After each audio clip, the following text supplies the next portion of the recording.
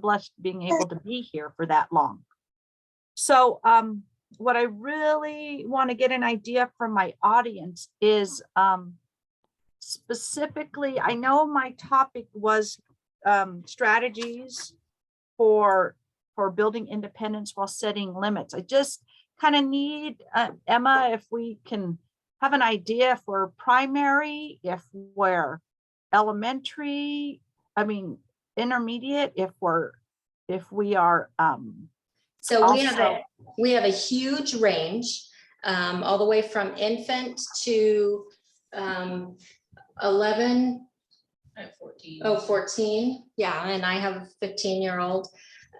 So there is a huge range, but I think that the middle years are one of the really difficult times. You know, that 6 to 11 kind of slips through the cracks kind of a time, but it's so important. all right, thanks, Emma. That gives me an idea. The big thing developmentally, whether you're, you know, and I'm going to start at 6 years, and like what Emma was sharing, 6 to 11 years. Those are areas that's a time where they're really testing. 6, 7, 8, 6 years old, they don't question. If you set clear expectations and you're consistent, they don't really typically question that authority. 7th and 8th, 7, 8 years old, they start wanting to push those boundaries a bit, and then all the way up to adolescence. And those were, especially for my daughter and I, those were tough years because it was really pushing that boundary, really trying to establish, you know, that they are their own person and they want to be independent, but not necessarily their ideas or what they're choosing to do are healthy. So that's where, as a parent, that you're, whether it was expectations you had when they were 6 years old, you're bumping that expectation up as they're getting older. So, but it's consistent. You're not all over the place with, yes, you can do it. No, you can't. I don't think that's something new. I'm going to turn it to where it's at school and where I find families that are successful and at school with their child and how that carries on over to school. So when I've got a family who has, they work closely with the school and they're working with them as opposed to against them, and they're working as a team, the child doesn't see that they can put a wedge in between the parent and the school. And so their progress grows, it grows in bounds because everybody's working together. So if there's a question about behavior, if there's a question about something that went on at school that your child came home and they told you about, the best thing to do is either call the teacher immediately, even if it's regarding the teacher. Because what happens is that the child sees that the parent and the teacher are talking, and they don't really necessarily, they may not appreciate that, but then you're also getting both sides of the story. So that's really important. And I appreciate that. A lot of times I'll have parents calling me directly, and I don't mind that at all either. And I know the other principals at the other schools, including the junior high and high school, their hierarchy is a little different. So calling the teacher, counselor, vice principal, those things, there's a little bit more hierarchy as opposed to elementary, it's teacher or principal. And so those are things that are really important to establish from the get-go when your children are in school, is just to develop that communication. If you're not comfortable, reach out, either reach out by an email, but just reach out and open that bridge of communication, because that will help your child become more independent, because that also helps the school understand that they're supporting what you want your child to also achieve. The other thing that I learned this from one of my teachers, and it wasn't something that I was comfortable with at first, but I tell you right now, in this day and age, I text my parents. You know, you have some teachers that have class dojo, or you have some, right now we're encouraged to do Parent Square. And that's a quick email on Aries. If you have a child in the school system, that is a quick communication. If you're not comfortable calling on the phone, or if you just need more information, send that Parent Square out and get that information immediately, rather than sitting and stewing on it. I'll call parents back at, you know, on the weekends, because that's when I don't have kids and or staff on campus, and I'm able to concentrate on the conversation. It's just, I'll text families, because it just, communication and build that relationship is really important with that bridge, because it's both, hey, you know, it's both of you that are helping your child be independent. Not only are we responsible for academics, but we're responsible for social skills, social and as well. And that's what we're finding with kids coming back from distance learning and COVID, is that it is, there's so much that we're doing it. And at first, my whole perception was, I'm going to get hard, I'm going to move them quickly and get that academics, my babies, my primary kindergarten, my 5, 6, 7, 8-year-olds, they needed just their primary needs met. They needed to know that how to be at school, what the expectations were at school, how to behave, how to treat and talk to other people. Just, we took it down to making sure their emotional needs were met. And at the same time, providing academics, but that was a priority, as opposed to my 4th and 5th grade, my 9 and 10-year-old, 11-year-old. That was, theirs was a whole different social level. At the elementary level, it's different. Emma, you can speak to that. When you go to the junior high, it's just a whole different world. We are able to have your child think about it from kindergarten to some schools 6th grade to, for me, it's kindergarten, 2nd, 3rd, 4th, 5th, 6 years. I've gotten to know your child. So that's the relationship that you build with your school in elementary. For junior high, it's only 3 years. And for some schools, it's only 2. That doesn't even give you an opportunity to get to know who your child's about. 4th grade, they need to already be established and understand what they want to do. And it's okay to talk about, what are you going to do when you graduate from high school? There wasn't a choice of that you're not going to graduate from high school. Whether school was comfortable for you, you're going to make it comfortable for your child. You're going to want to be able to ask, you know, so when you graduate from high school, what are you going to do next? When you graduate from, you know, it's always that conversation of talking forward. That's really important, that they understand that there's what they're doing now leads to something later down the road. I taught at a school when I first started teaching that it was important to get pregnant at a young age. And I asked, and I'd call families and I'd go, help me understand, because I don't understand. And it was important. And so we talked about other choices with this is my 10-year-old and 11-year-olds. We talk about other choices in life besides just, you know, getting pregnant immediately.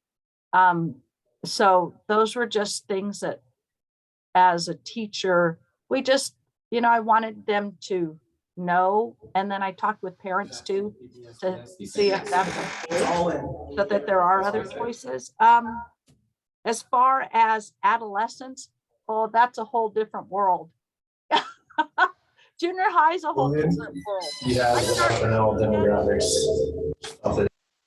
I start seeing it at the end of 5th grade. And when I used to have 6th graders here, you start seeing that hormones are just so hard on kids. And if you remember how it was, it is just so hard. So I really, the junior high teachers, that when they choose that grade level, that's because they really do like that age.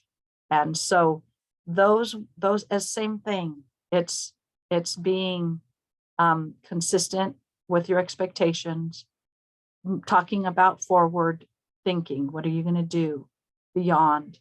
And then also just staying open communication with the schools.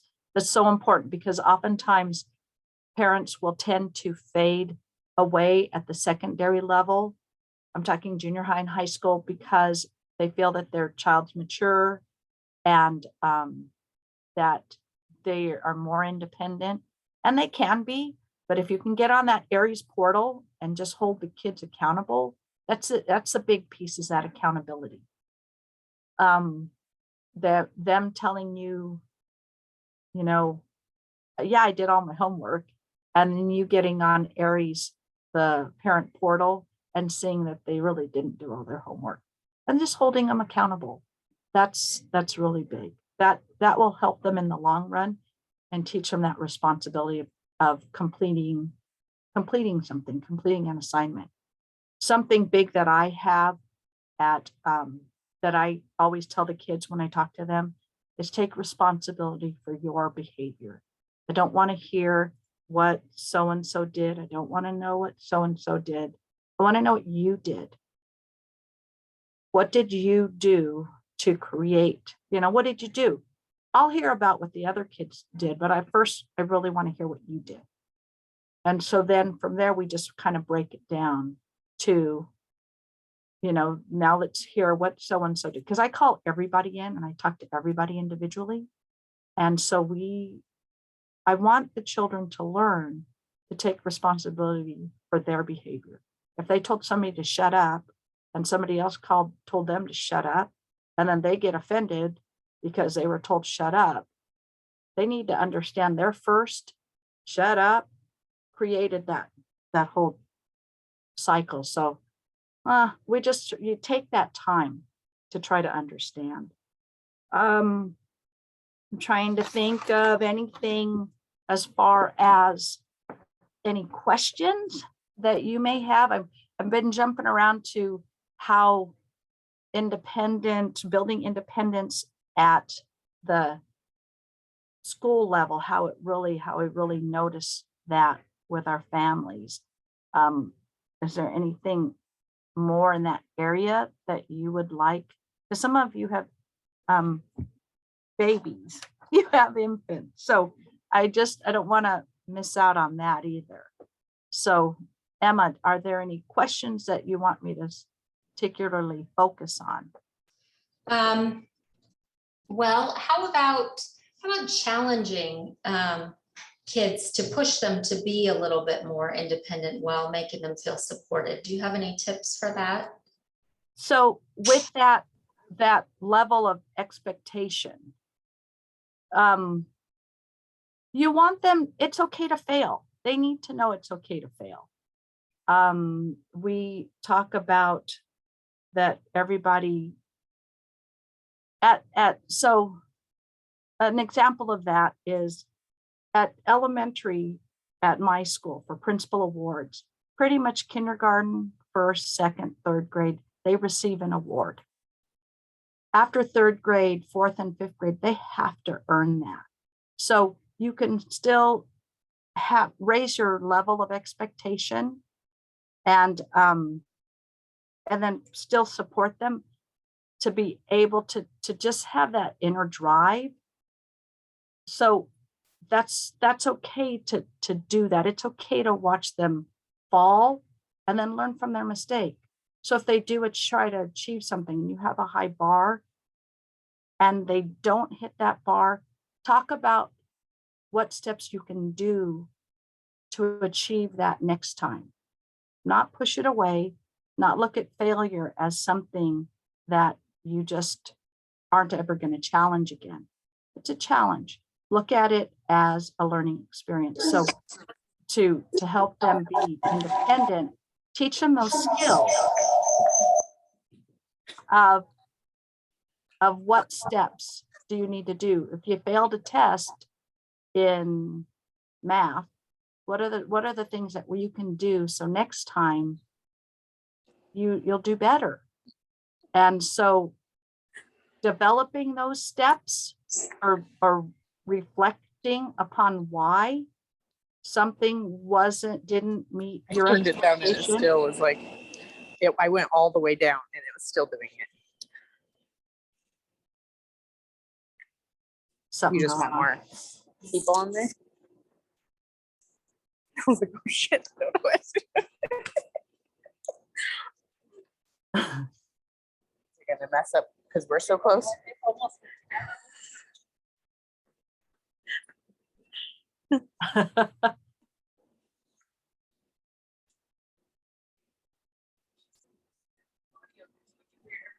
Sorry, I don't know there's too many people nearby each other on Zoom. Oh, yeah.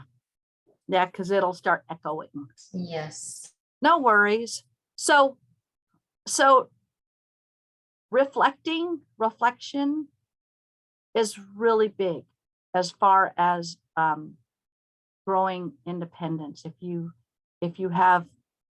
want your child to struggle, because that's how you learn. And so we always try to keep that bar raised, but then you also have that support with them that it's okay if you didn't achieve it this time, then let's talk about what we need to do so that we can the next time.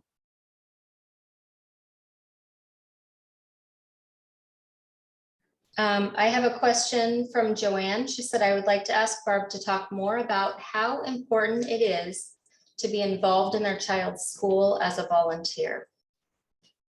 Right now, schools are, we're slowly opening doors for volunteering. You will volunteer as much as you can. When I have a parent who is willing to the teachers, it's really dependent upon the teachers too, because some teachers, they ask for volunteers. I know in the younger grades, they need assistance in running table groups and helping the kids read. And it's all done, ready to do, and they just need the parent to follow through. That's big and that's really helpful. I wasn't ever able to do that for my children's classrooms. But what I was able to do was after school, or if they needed help with something, parent group, and they meet monthly. You can be involved with the site council, which is each school has a site council. That's really big, and they determine the plan for the school of how to spend the budget of the school, as opposed to the principal just telling the group, this is how we're going to spend it. That's really big. So there's different levels of volunteer, Joanne, that you can provide the school. It's just what you're comfortable with and how much time you have.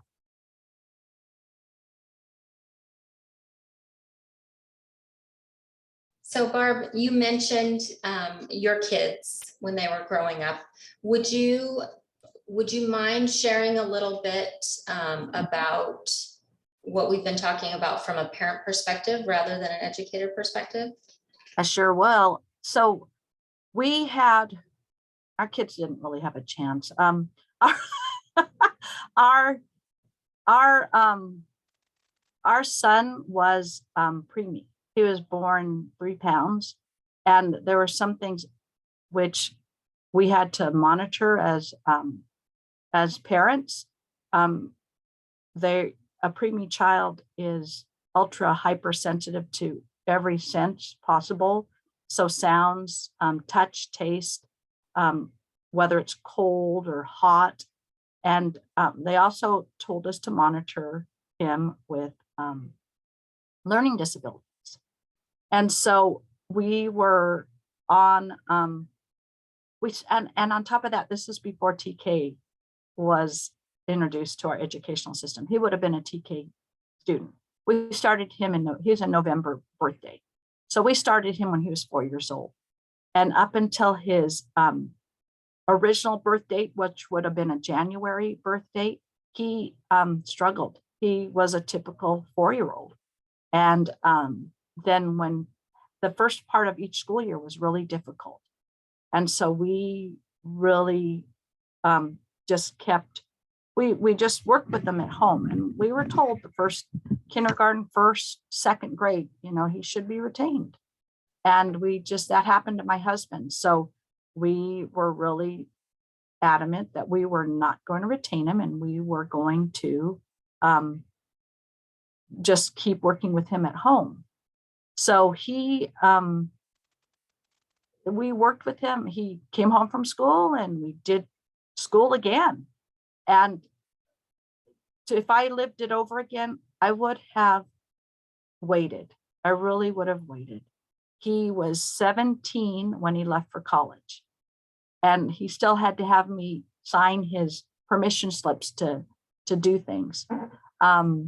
He would have been more mature at 18. He would have been more mature. He would have been an older 5-year-old. So that was our son. So to set boundaries, what we did was, and our daughter, she was born full term, but I had to be on bed rest. So both the kids, and coming from, my background is in behavior and in psychology. And so until you have kids, do you really understand your kid is born the way they're born. We have 2 night and day kids. One child, the oldest child, is very rule oriented. If you set a rule, it was followed. Our daughter was immediate gratification. She needed, she didn't, you told her, don't eat those chips. We're gonna have dinner soon. You just ate those chips.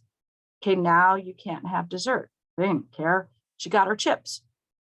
So 2 night and day kids. And so what we had to do for both of them was, my husband is very, very good at just talking to the kids and setting really clear expectations. My husband is a whole lot more level-headed than I am. I'm a different person as a mom. I think I'm just more emotional, and I think I'm all over the place. But what we both agreed on was, with both the kids, we both had common goals. We had clear expectations that they were going to go to college. And so that was how we talked ahead. Those were the expectations. So they were going to move forward. So we had common goals between my husband and I.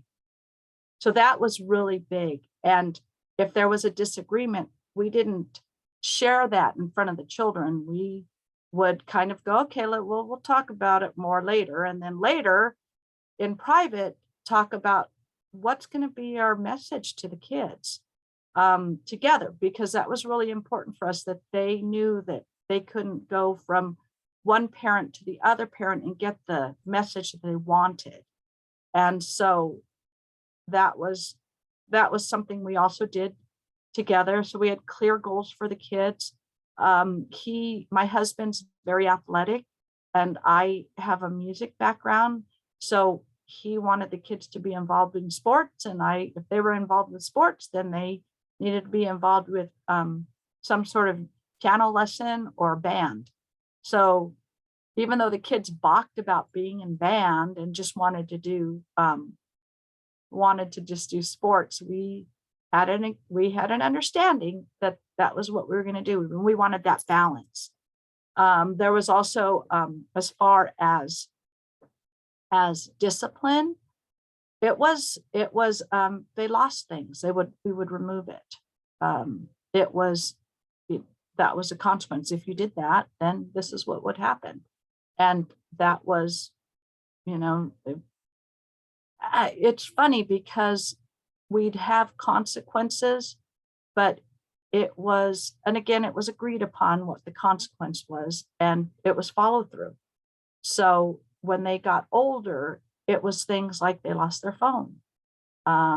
They watched when they were younger, they watched a certain amount of TV, and that was that. And every time I came home from a workshop, the kids were You know, it's our daughter, she would place things all over the living room.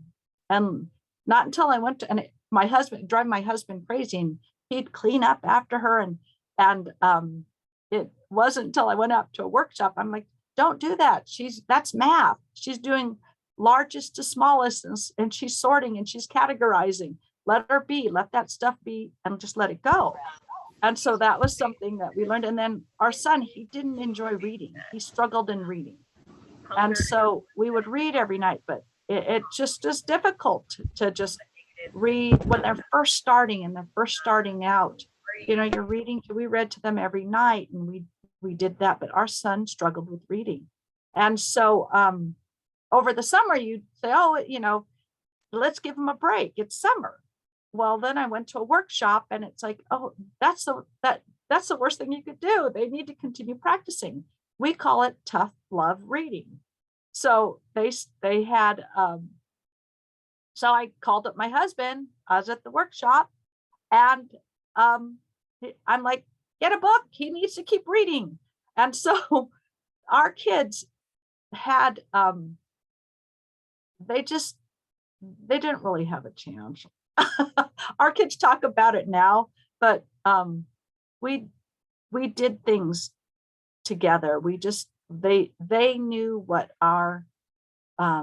what we wanted, as far as what we wanted for them, for their future. And so those are things that we worked really closely together as, you know, as a team. So as a parent, the adolescent years, oh, those more so, our son, again, like I said, because he was a rules and regulations kind of boy.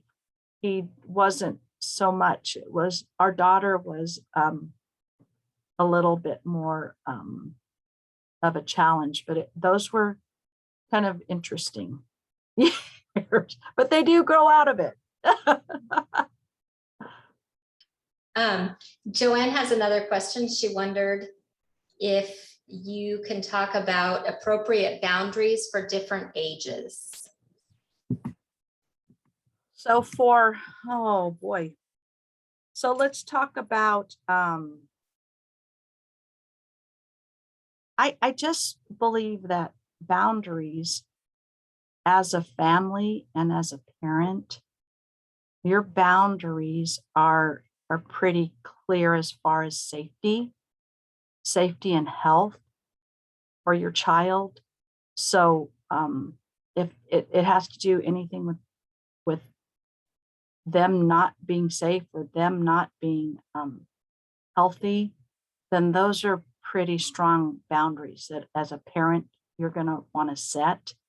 That includes too modeling. So it's really important. They're sponges.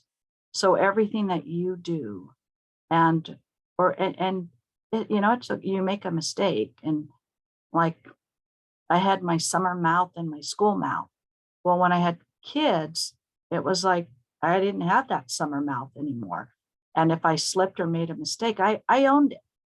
But again, it was that safety, your boundaries as far as safety and health. And you're making those decisions as a parent of, you know, and questioning yourself. Don't, especially if it has to do with health and safety, don't question yourself, you know, because those are things that you as you want the best for your child. So those setting those boundaries, and as far as consequences, if I know that that when the kids, if it had to do with a real quick safety and I needed to get attention, I would spank. But if they had a diaper on, it'd just be a tap. But I needed attention. But again, those are things that you as a parent need to find out what you're most comfortable with. Removing things, ignoring behaviors. If they're demanding something and it's not, I'll give an example, and we'll do toddler. if it's something they want in the store and they start throwing a tantrum and you're just not gonna, it's not something that you're gonna get for them. It's okay to leave the store. It may be embarrassing, but it was easier for me just to leave and start all over. Those times are exhausting, but it's you being consistent. And also, as far as the part of it is being consistent. So if you are going to say no TV after 9 o'clock at night, you need to get to bed because you need to be ready for school the next morning, then that's consistency.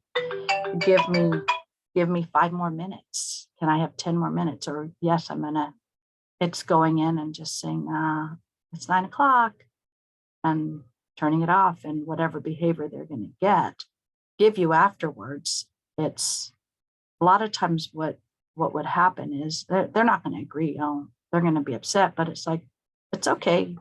Argue some more. It'll be 5 minutes the next night, so it's those kind of strategies that it's hard because it's hard to put those into words and to be able to say, today I'm going to do this. It's just what you feel most comfortable with. And so, but definitely as far as setting boundaries, just be consistent about it. If you're going to say something for your child to keep them safe or for their health or for a decision for the family, then just be consistent. Don't waffle. I think that's where the kids really have a hard time. Kids need boundaries. They really need boundaries. They need to know that it's not okay to these are my boundaries. These are our family boundaries. And if you go beyond that, then you will have a consequence. It's okay to have that because kids will constantly push. They're doing that right now at school. They're constantly pushing. So we have our set rules and guidelines. So they thrive in an environment that does have those boundaries, routines, and consistent routines and schedule. When you wake up, when you have your lunch, breakfast, lunch, dinner, when to go to bed. They really thrive on schedule more than we really realize. Because when they come to school, like I said, when they're just more, they don't have to predict or wonder what's going to come next.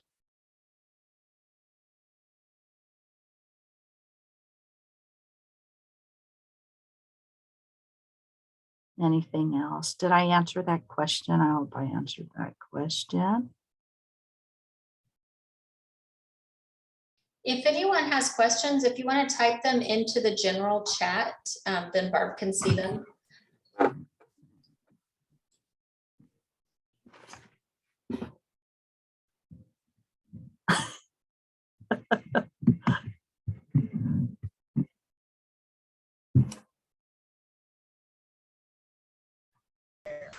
Can you hear me right now?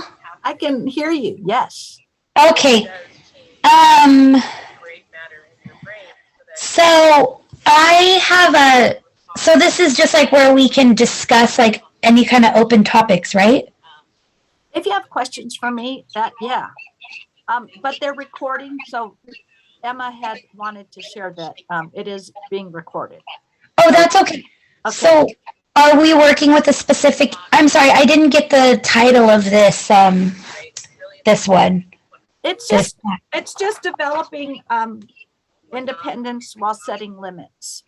And I gave it as a school principal perspective and as a parent perspective. Great. So I have a 5-year-old who we're currently going through a divorce. And I noticed that he's becoming really clingy and like really jealous of like our friends. Like we used to have like a lot of kids his age who were his best friends. And now it's like he's jealous. Like he doesn't want other people hugging me or touching me, but he's 5 years old. How can I work with him on that? that's, divorce is really hard. It's really hard. It's hard at any age, Lauren. Yeah. He just needs that, he right now needs reassurance that, that you're there, and that, and no matter what, he just needs that reassurance that you are there. You're always there. And so I would also, I would work with Nexus too, with supporting that. Because right now with your 5-year-old, it, that's, I've seen that, that's a typical response. They just need you.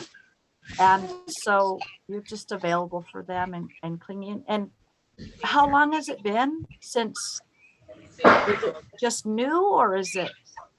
No, we've been separated for 2 years. Um, but we kind of had like a flexible schedule where I could get them more often. And now the father's decided that he wants to be on a more rigid schedule where it's like I have him for 2 days, he has him for 2 days, and we alternate Friday, Saturday, Sunday.